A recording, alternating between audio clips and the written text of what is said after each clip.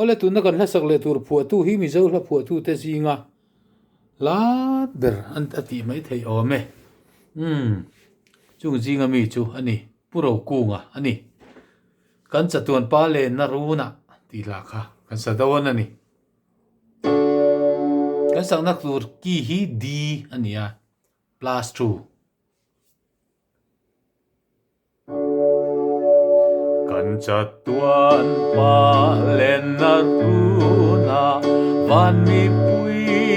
te in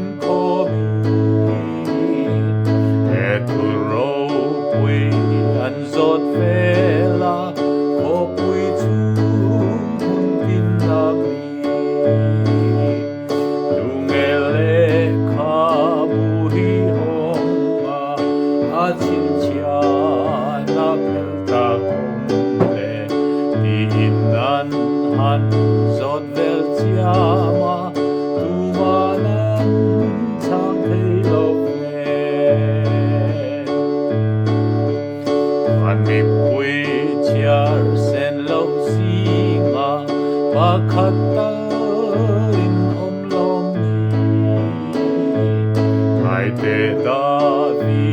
da bul pui khan ane ta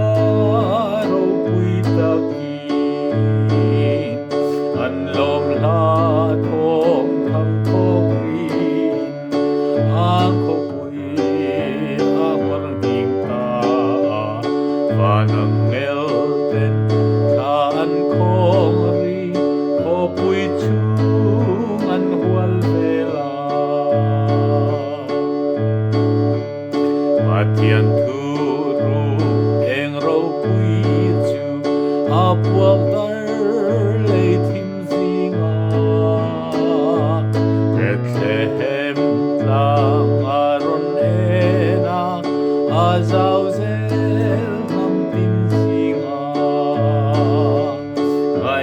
van mi chiar sen lo te an thong khi chu avang moi em sun nung bera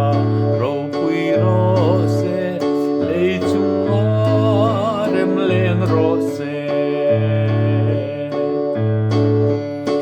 ilo mang van lal ro pui lal lima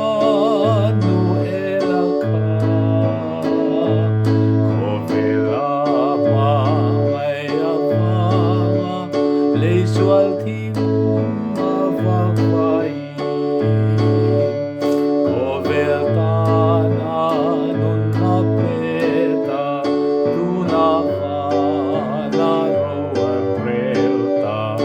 kita kan han in kong hunin a vel ro pi kan